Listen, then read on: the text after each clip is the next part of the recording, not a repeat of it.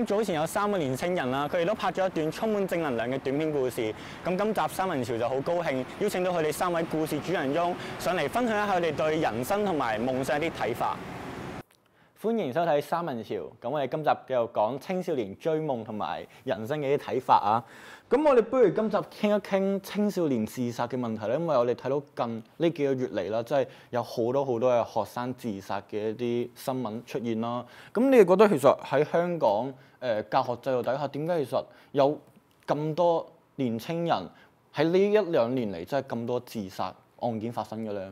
其實係我自己覺得其實係個社會要求嘅問題咯，因為個社會要求係成績好，你又上到位，就揾到好工，就可以有好生活。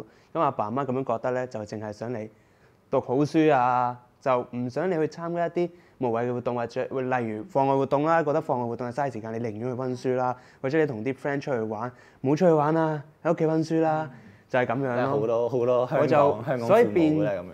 所以變咗咪啲細路仔係冇咗目標呢樣嘢啊！個目標變咗淨係讀書咯。應該係死讀書喎。係死讀書咯，又唔係學到啲。其實我真係覺得你就咁死讀書係學唔到嘢咯。係，我都覺。同埋我覺得其實而家呢個社會制度未必適合全部嘅香港中學生咯。咁講真，其實唔係個個讀書都咁勁噶嘛。有啲人可能係其實佢其他活動比讀書仲勁咧，但係香港就嗰個其他活動嘅發展機會其實比較少咯。係啊，唔足夠令學生去有一個好好嘅發展。即係好似芬蘭咁咯，見到芬蘭因為佢愉快學習係真係最出名，即係佢哋係真係可以返學真係好似去玩咁樣，但係跟住佢自己學生都喺世界排名嗰個質素都非常之高。咁其實我覺得係真係咯，真係我覺得係真係其實你要學習，其實固之然係一樣嘢，但係我覺得係家庭或者係校園或者係社會，佢點樣去對待佢自己個子女啊，咁樣先係最重要。因為其實我覺得家庭其實真係佢係俾咗好多教育咯，好好嘅教育咯。其實好多時亞洲同西邊嘅教育制度有個出入咯。咁因為亞洲其實唔係香港啦，香港其實專注係你科科都要叻咯。咁即係你科科叻，你就入到大學。但係你其實如果係就咁講歐洲啊、美國嘅話，如果你某科好叻，你其他科比較差啲或者唔合格咧，個大學都可以收你做學生咯。即係其實個標準唔同啊。香港要求係科科都叻，因為其實語文香港好重要咯，3文2語，所以其實都未必怪得個制度嘅。講完個成因啦，咁你覺得即係出現咗即係咁而家呢個現象啦，咁我哋點樣去解決？即係你哋3位都有充滿正能量，即係之前你哋都試過可能係低潮難關啦，但係都度過咗，都即係成長咗。咁其實會唔會話即係有啲咩方法或者可以做啲咩，其實真係可以令到自己可能cheer up 啊，或者係真係開心啲咁樣嘅咧？阿潘有冇方法？如果俾我自己啊，因為我自己都好頹過嘅，咁因為而家會讀嗰啲 high dip 啊、高級文憑啦，都有 GPA 呢樣嘢嘅。咁當我爛 grade 嘅心情都係差到一個極點嘅。咁其實點做咧？我個人我建議啦嚇，其實你自己都可能有啲興趣嘅。咁譬如我啦，我係好中意做義工嘅。咁因為我覺得做義工係一個好減壓嘅一個方法，一件事嘅應該係話。咁當我做義工嘅時候，我就唔會諗咁多嘢咯，個人就可以放鬆到，完全投入喺個義工嗰個活動入邊啦。咁起碼你可以做啲行為，總之其實你揾一啲方法啦，每個人都唔同嘅。咁我係做義工，可能其他人係其他嘢啦。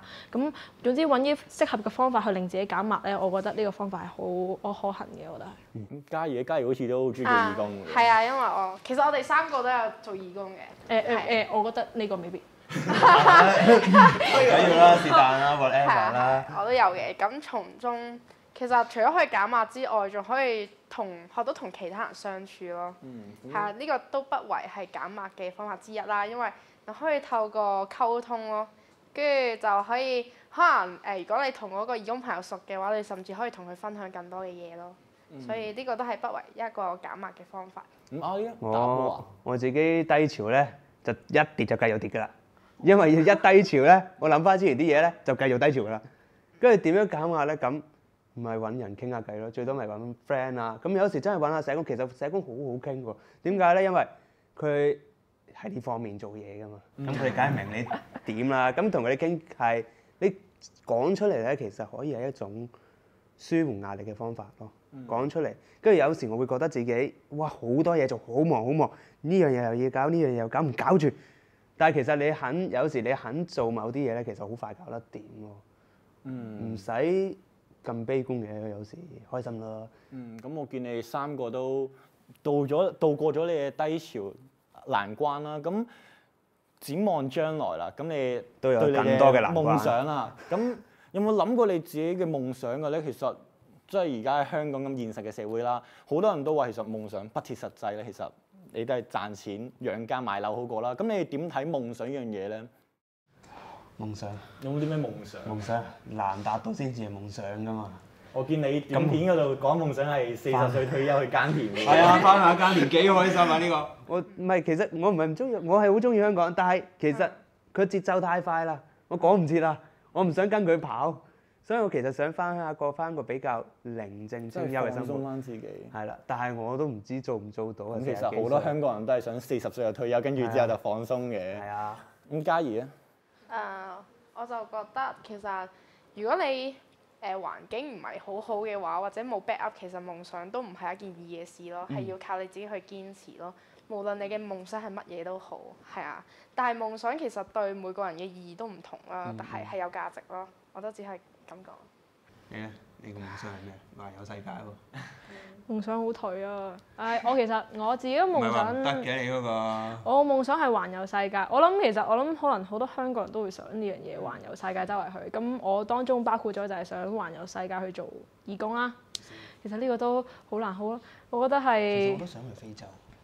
我覺得最緊要如果去唔同地方都要做嘢，其實真係好想去非洲。其實都唔係話好難嘅件事，不過睇下你有冇咁嘅時間同埋決心去做。係啦，我覺得決心係真係最重要。唔係時間係最大問題。即係我覺得金錢都好重要。你投入社會之前，你去用1年時間去追自己夢想，其實我覺得係一件幾精彩嘅事。係真係有啲人係真係可以去掉低份工作，直接去環遊世界。係咯，可以唔顧慮咁多，我就被追未做到。係當中係要有其他因素去配合咯。咁所以我覺得其實夢想其實就即係話又不切實際。其實我覺得係真係對每一個年青人嘅推動力嚟嘅，就係即係可能你自己追求住一個目標嘅時候，其實可能對你自己可能有一啲無形嘅推動力，或者係令你自己想進步，可能都唔知啊。咁主持人你有咩夢想係咩啊？不如分享下俾我聽。我都係希望可能都係自己去認識個世界多啲。我都係想夢想都係想睇多啲個世界，可能去唔同地方，因為都係困喺香港，你知幾細㗎啦，咁都係想井底之蛙。係我都係想去了解多啲咯。咁我今集嘅時間差唔多，我哋下一集再傾過啊。